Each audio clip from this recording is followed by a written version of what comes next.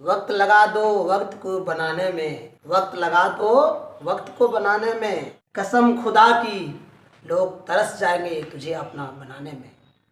दोस्तों, आपके जीवन की परिस्थिति चाहे जैसी भी हो, आपके अंदर में जीत के लिए तड़प होनी ज़रूरी है, जीत की गूंज होनी ज़रूरी है।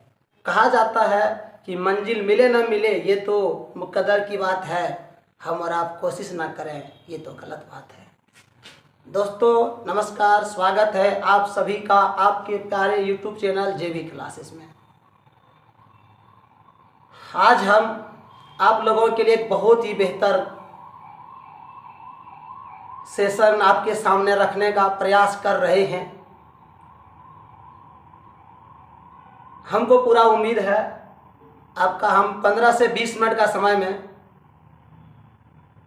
हो सकता है कि आप कहीं ऑफलाइन क्लास में जाकर 1-2 घंटे में जो पढ़ाई करते होंगे वो आपको हम 15 से 20 मिनट में देके उससे बेहतर दे सकते हैं।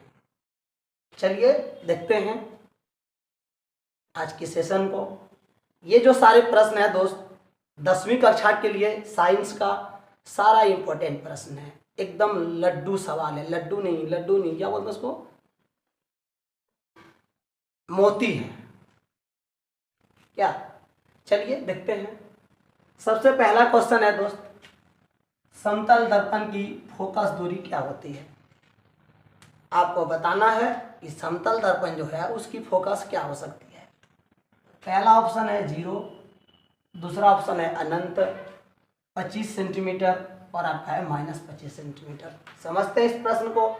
क्या बोला गया दोस्त यहाँ पे कि समतल दर्पण की फोकस दूरी होती है। आप सबसे पहले इसके लिए ये जानिए दोस्त, इसका नाम अच्छे से आप लोग जानते होंगे, ये समतल दर्पण है। समतल दर्पण में ये जो है दोस्त आपका ध्रुव होता है, P से डिनोट करते हैं। इस जगह पे आपका F होता है जिसको मुख्य फोकस कहते हैं, और इस जगह पर आपका C होता है जिसको वक्रता केंद्र कहते हैं। अब सवाल होती है इसमें कि फोकस दूरी क्या है। आप लोग इससे भली भांति परिचित होंगे कि यहाँ से यहाँ तक का जो दूरी है उसको स्मॉल f से डिनोट करते हैं, ये लंबाई, और इसी लंबाई को फोकस दूरी कहते हैं। आपसे पूछा गया दोस्त समतल दर्पण की फोकस दूरी। समतल दर्पण जो है दोस्त आपका, समतल दर्पण का फोकस दूरी क्या होगा, ठीक है। ये होता उत्तल दर्पण, ये होता उत्तल दर्पण। क्या आपने कभी समतल दर्पण का डायग्राम बनाया है क्या? नहीं बनाया है। इसका मतलब ये हुआ, फिलहाल आप इसको हम सिंपल मान के चलेंगे, ठीक है। अब इसको समझने के लिए आते हैं आगे आंसर पे हम लोग। तो समतल दर्पण का फोकस दूरी क्या होगा दोस्त, तो अगर यदि अवतल दर्पण होता तो इधर वाले जो डिस्टेंस था इसको बोलते हैं उत्तल दर्पण में, इधर वाले डिस्टेंस को बोलते हैं समतल में। किसको बोलेंगे, इसमें डिस्टेंस होता ही नहीं है, इसीलिए इसका आंसर क्या हो जाएगा, 0 हो जाएगा। बात हो जाती है कि और भी इसको अच्छे से कन्फर्म करने के लिए, तो और भी अच्छे से कंफर्म करने के लिए थोड़ी सी और हम लोग की विशेष बातों पे जाते हैं। आप लोगों ने सुना होगा कि समतल दर्पण में क्या होता है दोस्त, कि जितना दूर में वस्तु को रखते हैं उतना दूर में ही प्रतिबिंब दूरी होता है। तो बिंब दूरी बराबर प्रतिबिंब दूरी, इसका नाम आप लोग भली भांति सुने होंगे, पढ़े होंगे, नहीं पढ़े होंगे याद कर लीजिए, ठीक है। ऑप्शन आएगा ऑब्जेक्टिव में, इनमें से कौन सा एक समतल दर्पण में द्वारा बने प्रतिबिंब की विशेषताएं हैं। 4 में से आपको क्या करना है, सेलेक्ट करना है, ठीक है। तो आपको ये चीज़ जानकारी होनी चाहिए। और ये पहला क्वेश्चन से आप देख सकते हैं कि कितना हाई ऑब्जेक्टिव क्वेश्चन आता है, कितना टफ लेवल का ऑब्जेक्टिव क्वेश्चन आता है, ठीक है। अगर ऑब्जेक्टिव एग्जाम बढ़िया से ले लिया दोस्त तो हर बच्चे के मुंह से निकलेगा ऑब्जेक्टिव नहीं कीजिए, सब्जेक्टिव कीजिए, क्योंकि ऑब्जेक्टिव में बहुत ताकत होती है। बशर्ते अब सवाल होती कि एग्जाम किस तरीके से लिया जा रहा है, ठीक है। कहीं भी आपको NCERT बुक में लिखा हुआ नहीं मिलेगा कि समतल दर्पण की फोकस दूरी 0 होती है, सो कहीं नहीं मिलेगा। इसका चर्चा ही नहीं कहीं समतल दर्पण के बारे में है, बस इतना ही है कि प्रतिबिंब की विशेषता, इसका फोकस दूरी बारे में कोई चर्चा नहीं है। तो इसीलिए पहला क्या है कि बिंब दूरी बराबर प्रतिबिंब दूरी। दूसरी बात क्या है दोस्त, इसका दूसरा इसमें होता है कि बिंब साइज बराबर प्रतिबिंब साइज। ये भी आप सुने होंगे कि जितना आपका है, जितना साइज का वस्तु रखेंगे उतना ही साइज का प्रतिबिंब बनेगा। ये दूसरा क्वालिटी इसका है। तीसरा क्वालिटी है दोस्त आपका क्या है कि प्रतिबिंब जो है आभासी बनता है। और चौथा जो है दोस्त क्या होता है, आभासी था सीधा। और चौथा इसका जो क्वालिटी है वो क्या है, चौथा है पार्श्व परिवर्तन।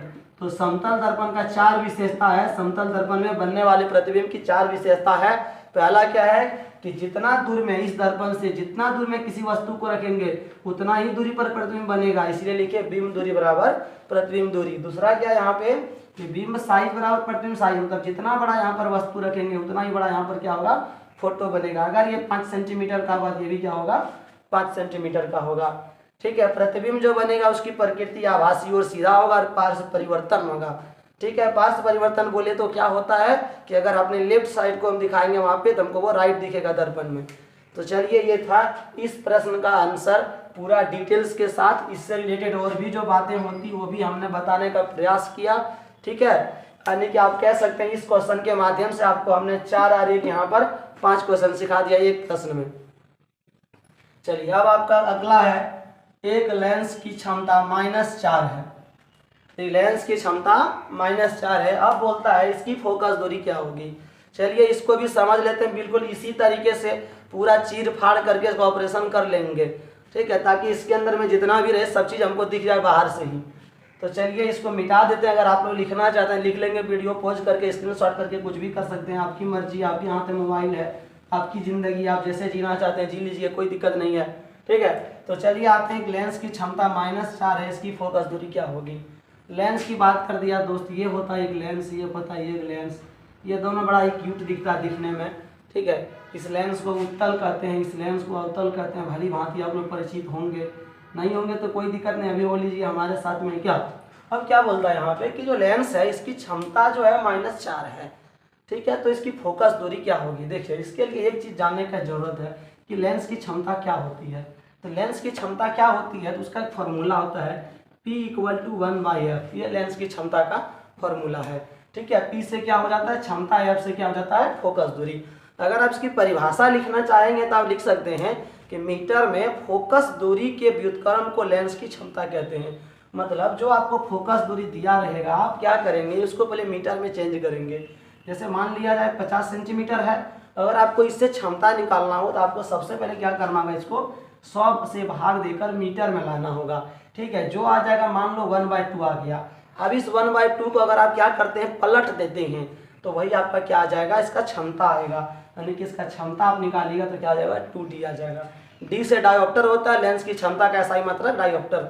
सवाल यहाँ ये नहीं था, सवाल है कुछ और ही था। हम पहले आपको ये बता दिए कि लेंस की क्षमता क्या होती है, तो मीटर में फोकस दूरी के व्युत्क्रम को लेंस की क्षमता कहते हैं। ठीक है, अब इस प्रश्न पे आते हैं। प्रश्न था यहाँ की लेंस की क्षमता जो है -4 है, यानी कि क्षमता जो है ये P जो है ये आपको दे दिया है, तो वो फोकस दूरी क्या होगी। अब सोचिए जब P = 1/f तो F भी क्या होगा 1/P। ठीक है, यहाँ पर आपको F निकालने बोला है, तो चलिए निकाल देते हैं। आपको क्या निकालना है यहाँ पे है, आपको निकालना F = 1/P। आराम से लिखेंगे P का वैल्यू 4। ठीक है, ये आपका आंसर होगा। लेकिन ये जो आंसर आया ये आपका मीटर में आ गया। क्यों? क्योंकि हम लोग जानते हैं कि क्षमता जब भी निकलता मीटर से, क्षमता दिया मतलब मीटर में वो दिया है। अब क्या करेंगे, इसको 100 से भाग दे देंगे। 100 से जैसे ही भाग दे देंगे आपका प्यारा सा क्यूट सा आंसर आ जाएगा 25 सेंटीमीटर माइनस के साथ। 4 से भाग दिया से कट जाएगा 25 भाग में। ठीक है, ये आपका हो गया सेकेंड क्वेश्चन का आंसर -25 सेंटीमीटर। अब आगे बढ़ते हैं। अब जो प्रश्न है मानव नेत्र।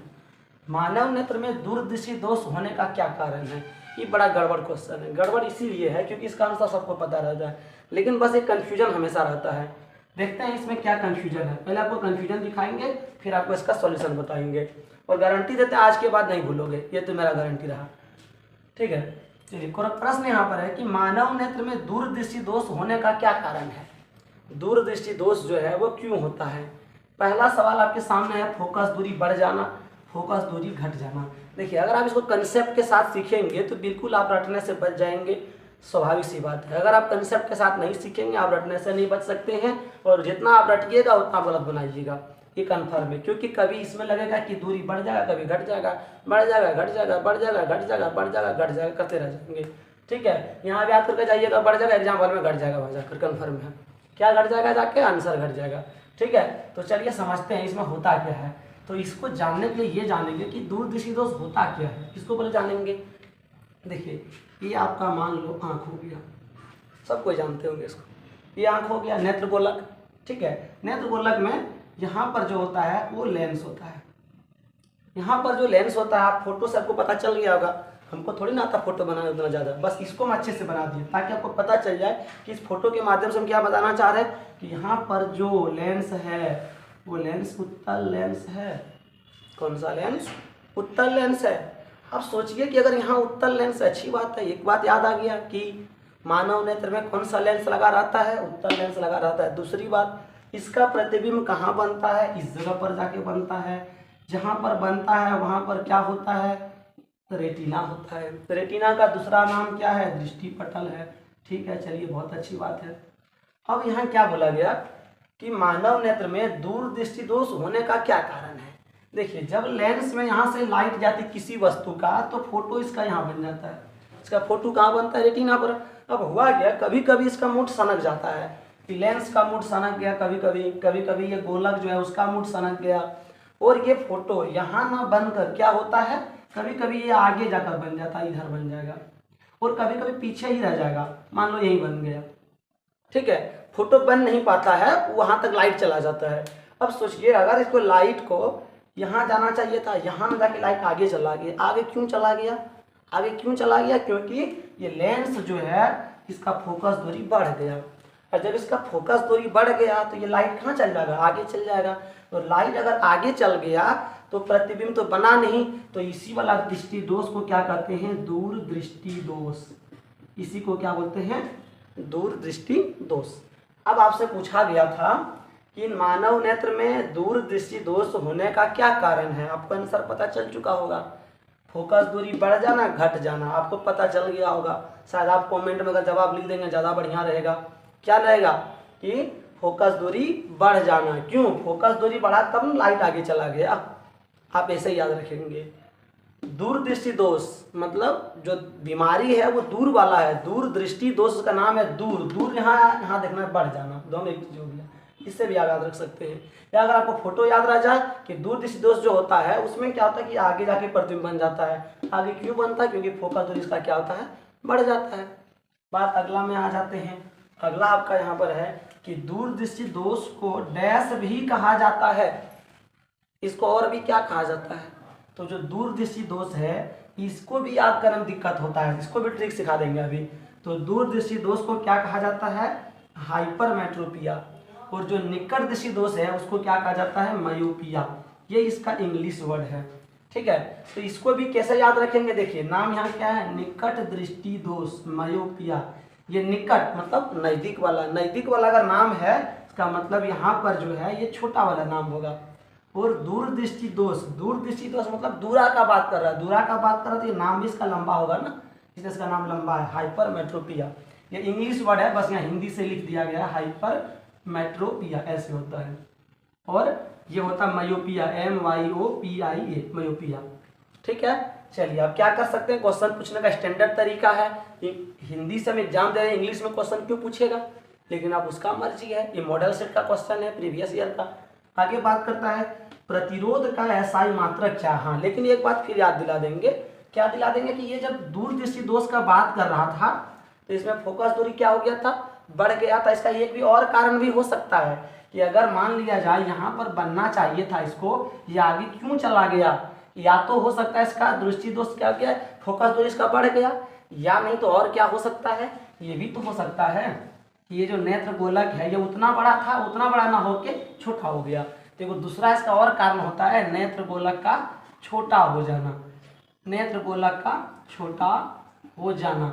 अगर नेत्र गोलक छोटा हो जाता है तो उससे क्या होगा कि रेटिना जो यहाँ पर था वो रेटिना इधर आ जाएगा, आगे आ जाएगा। ठीक है, लेकिन लाइट तो वहीं चल जाएगा आगे, तो इसलिए भी ऐसा हो सकता है। ठीक है, अब इसका ऑपोजिट जो होगा वो निकट में होगा, आप खुद से लिख लेंगे। ठीक है, उसके बाद यहाँ पर क्या है? प्रतिरोध का एसआई मात्रक क्या है? अब बात करें प्रतिरोध का एसआई मात्रक क्या है। तो प्रतिरोध क्या होता है? तो ये चालक तार है, मान लिया जाए इसमें करंट चल रही है। करंट चलने का जो विरोध करते हैं उसको क्या कहते हैं? प्रतिरोध कहते हैं। नाम से ही पता चल रहा है, प्रतिरोध मतलब करंट का क्या करते हैं? विरोध करते हैं। प्रतिरोध का जो एसआई मात्रक क्या है? नहीं पता है, छोड़ दीजिए, कोई दिक्कत नहीं है, हम बताते हैं आपको। प्रतिरोध का जो एसआई मात्रक है वो क्या होगा? तो प्रतिरोध जो है इसका खोज किसने किया था? पहले इसका पिताजी को याद कर लेते हैं, फिर इसको याद करने में क्या लगेगा। तो प्रतिरोध को खोज किया था जॉन साइमन ओम ने। इसका नाम क्या था? जॉन साइमन ओम। इन्हीं के नाम से पढ़ा है ओम, ओम का नियम इन्होंने ही दिया था। ठीक है, तो चूंकि ओम ने इनका खोज किया था इसीलिए इनका नाम जो है इन्हीं के सम्मान में ओम रख दिया, इसका एसआई मात्रक सॉरी। तो प्रतिरोध का एसआई मात्रक क्या हो गया, ओम हो गया। आपको 5 प्रश्न में भली भांति 25-30 क्वेश्चन आप सीख गए होंगे अभी तक। ठीक है, चलिए देखते हैं।